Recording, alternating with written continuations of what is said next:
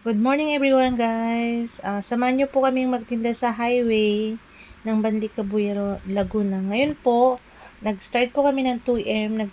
Nagluto po kami sa bahay. Ngayon po, yung mga binibenta po namin sa highway ay pre-cook na siya.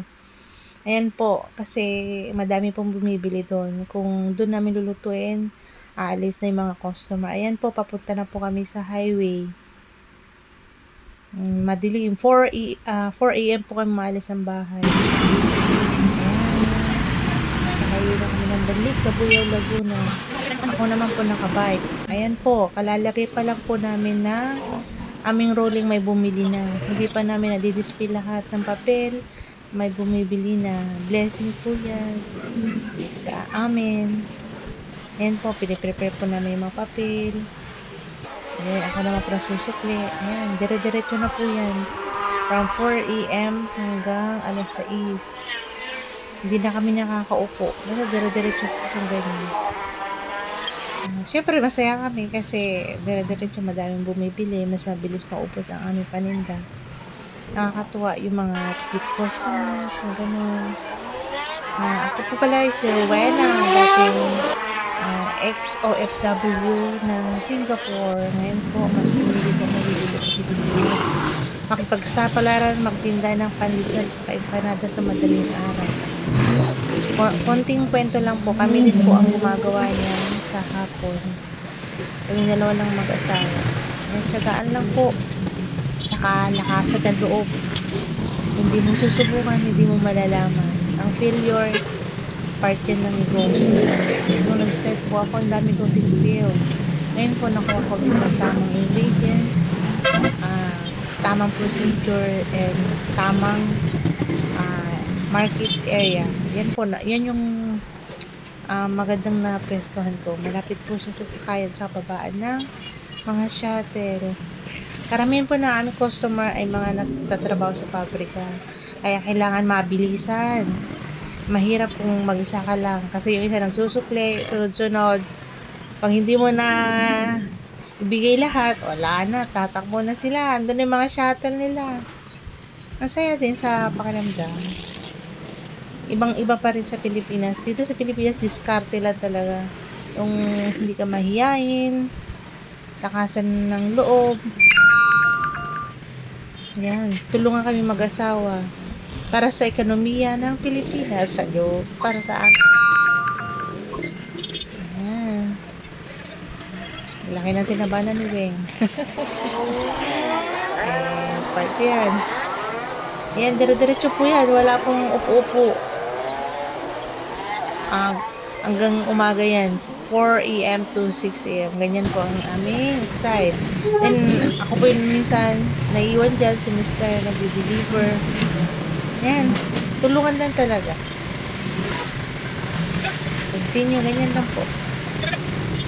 Kailangan mabilisan. Chine-check yung pandesal. Kailangan mong baliktari kung hindi kasi masusunog.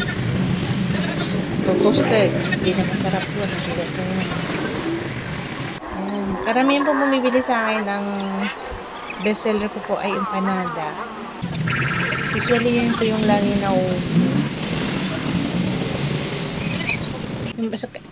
kahit na mahirap yung empanada, tiyaga-tiyaga lang.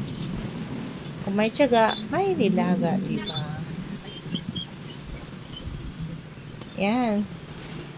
Masaya pag madaming bumibili, sunod-sunod.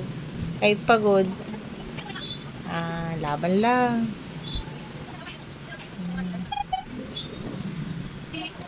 Dire-diretso lang.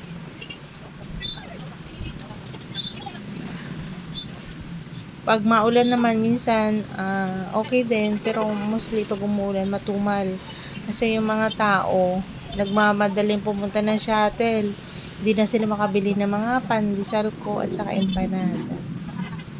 Kaya yung iba, minsan, binibigay ko number ko, chat nila ako, then pick up na lang, hindi na ako maglalagay sa papel-papel. Yun, mas pabor sa akin at saka sa kanila.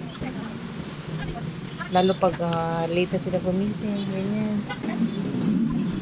Ito pang sitwasyon namin, from Monday to Saturday. Hindi Dito po kami sa highway ng Badlig Kabuyao, Laguna. Sa tapat ng Animal Clinic, matatagpuan. 2 hours lang po kami dito, 4, 5, 6. Then, hindi na po kami pwedeng tumagal dyan kasi may nag-office na doon. May maglalagay na ng sasakyan. Kaya after 6 po, nasa tapat na po kami ng Iglesia ni Cristo. Ayan, dire-diretso. Paubos na yan, mga ilang tray na lang.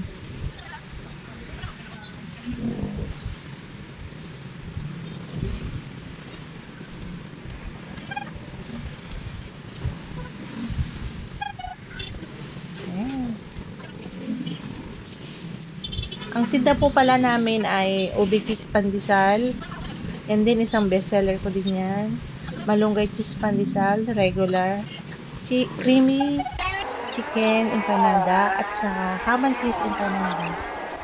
Yan lang po ang kaya kong gawin. Yung iba po may nagre-request po sa akin na tuna. Pero hindi ko na kayang gawin. Hindi na po kaya ng oras ko sa hapon kasi nagagawa pa ako ng pandesal. Kaming mag-asawa. Ayan, malapit na yung maubos.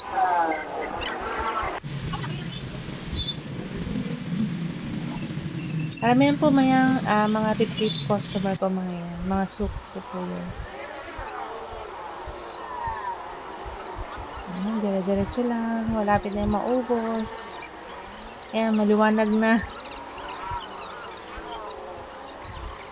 Ayan, hanggang dito na lang po.